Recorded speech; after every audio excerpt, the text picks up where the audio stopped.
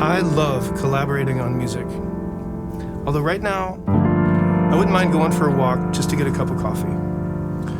If we cross Mass Ave, we can get a cup of coffee. Just be careful to use the crosswalk so we can get the coffee and continue to work on music.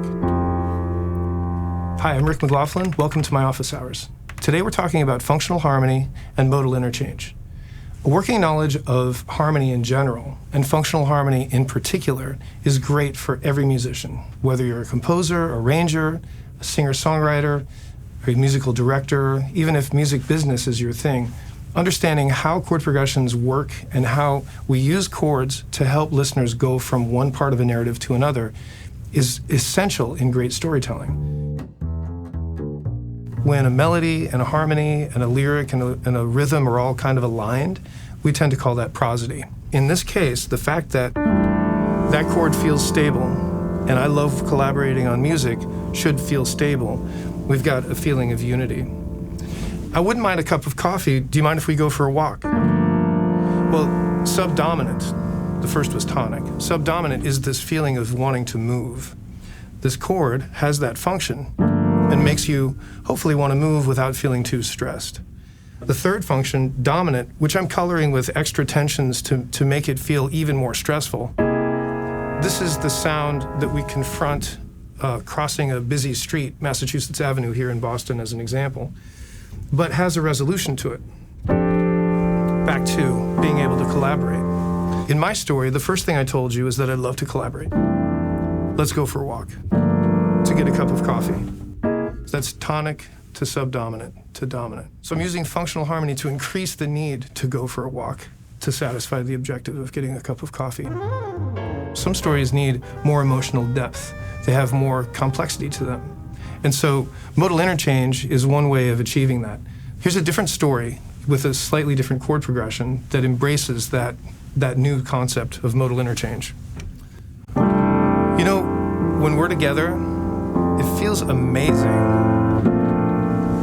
Like I have butterflies. I feel like I'm floating when we spend time together. I just don't know why. Why did you check my Instagram? I mean, I know I said I wasn't going to that party, and I know I went to the party, but nothing really happened. Like, can't we just be cool? This story of regret and shame, having social media with the receipts on that party that you said you weren't going to go to, that is brought about in music through something called modal interchange. When I said, I feel floaty when we're together, it's so bright and so hopeful. And the contrast of this 4 minor chord, which I'm borrowing from Aeolian, it's a parallel mode, it brings out a darker, more emotional, deeper sense. And there's actually a secret inside it that makes you want to resolve here. That's right there.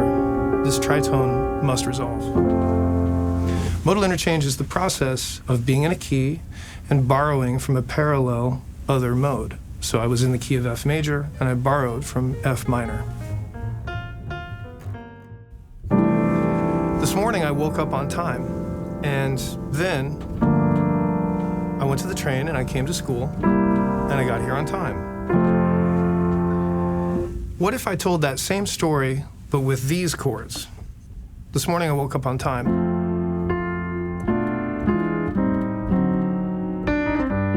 And I went to school.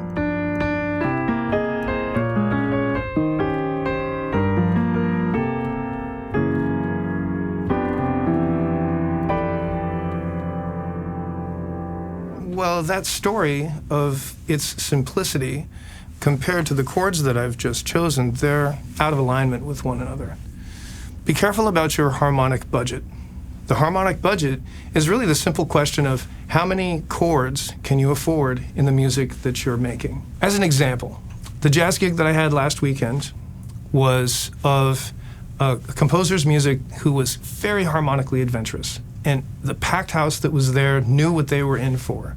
The band that I was playing in, we were ready to just throw down on everything that was coming up in front of us. So the harmonic budget was very, very vast. We could really afford a lot of stuff.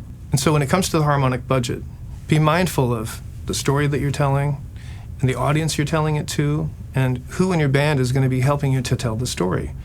If the environment is conducive to lots and lots and lots of cool chords, play them.